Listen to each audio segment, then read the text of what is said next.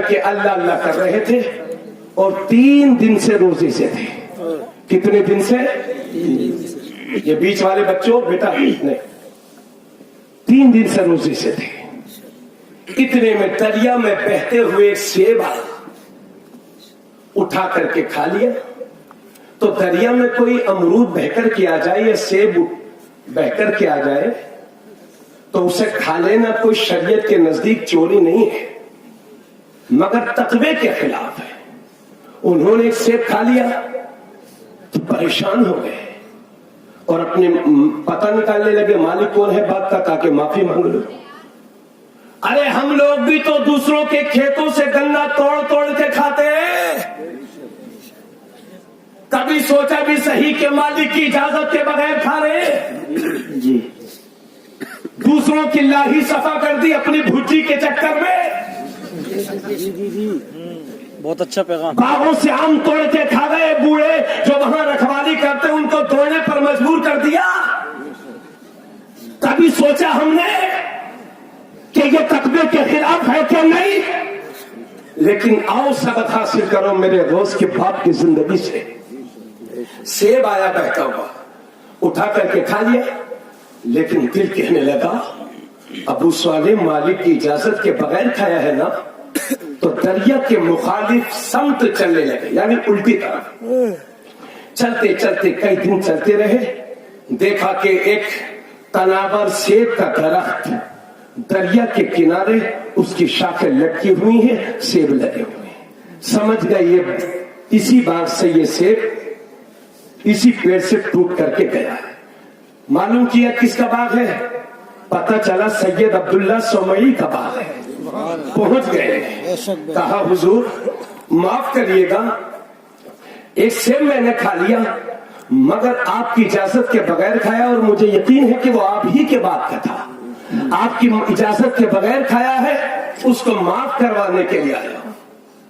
ارے تو چور چور کو پہچانتا ہے، سٹے باز کو پہچانتا ہے، شرابی شرابی کو پہچانتا ہے، تو ولی ولی کو کیوں نہیں پہچانے گا؟ سمجھ گئے کہ جس کے جوانی کے تقوی کا یہ حال ہے تو اس کے بڑھاپے کا تقوی کا عالم کیا ہوگا. سمجھ گئے. کہا ٹھیک ہے معاف کر دوں گا، مگر ایک شرط یہ ہے 10 سال تک میرے باپ کی رکھوالی کرو. کتنے سال؟ ایک سیب کھا لیا، اس کو معاف کرانے کے لیے گئے ہیں وہاں، اور یہاں پوری کی پوری ہانڈی صفا کر جا رہے ہیں، یہ بھی پتہ نہیں چل پا رہا کہ حرام ہے کہ حلال.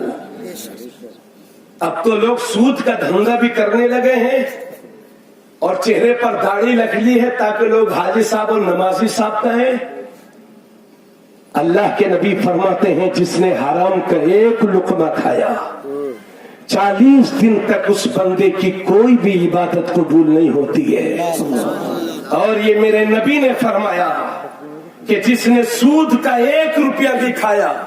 اچھا قاری اقبال صاحب بھی ہیں ماشاءاللہ، قاری ہارون صاحب ہمارے مسواسی کے ہیں، قاری اقبال صاحب بھی، اور ہمارے قاری نور احمد صاحب وہ بھی کئی سال ماشاءاللہ رہے، بڑی خدمت انجام دی ہیں. ہمارے قاری شکیل صاحب بھی ہیں، اور علامہ ناظم صاحب کی بلا بڑے جوشیلے خطیب ہیں. انشاءاللہ اللہ کا حکم ہوگا تو آج تقریر ہوگی، ورنہ پھر کبھی اور ہوگی. اور ہمارے چھوٹے بھیا مفتی خورشید صاحب بھی ہیں سب ماشاءاللہ. یہ مولانا ویس صاحب اور مولانا شعیب صاحب، آج بہت دنوں کے بعد ایسا اسٹیج ملا ہے کہ اکثر جانی پہچانی ہے. ہمارے ابراہیم بھائی صاحب بھی ہیں، اللہ سب کو سلامت رکھے اور حضرت ابراہیم کے نقش قدم پر انہیں اور ہم سب کو چلنے کی توفیق دے. باتیں سمجھ میں آ گئی.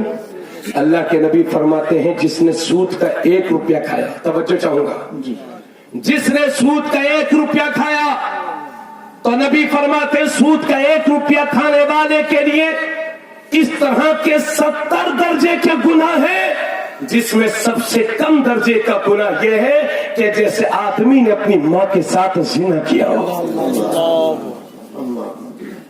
ارے اس جملے کو میں اپنی زبان پر لا نہیں پا رہا ہوں، شاید آپ کے کان بھی سننے کے لیے تیار نہیں ہوں گے، مگر یہ ہمارا نبی کہتا ہے.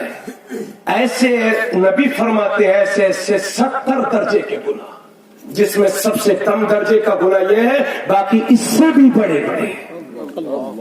اور یاد رکھیے، سود پہ صرف پیسہ دینا ہی جرم نہیں ہے، بلکہ جتنا پیسہ دینے والا مجرم ہے، اتنا ہی سود پر پیسہ لینے والا بھی مجرم ہے۔ میرے نبی نے فرمایا، اللہ کی لعنت سود پر پیسے دینے والے پر ہوتی ہے اور لینے والے پر ہوتی ہے، اور جو گواہ بنتے ہیں ان پر ہوتی ہے، اور جو لکھتے ہیں اس کو ان پر ہوتی ہے۔ یہ سب برابر گناہوں میں شریک ہے۔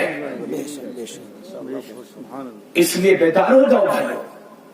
اور ابھی پھر معلوم نہیں یاد رہے کہ نہ رہے، آپ لوگ یہاں زیادہ تر کسان لوگ ہیں، ہے نا؟ کسان لوگ ہیں یہاں، تو بڑی بڑی کھیتی ہے ماشاءاللہ۔ اسلام میں آپ کی کھیتیوں میں عشر ہے، عشر، یعنی اگر 20 کنٹل آپ کا دھان ہوا ہے تو 1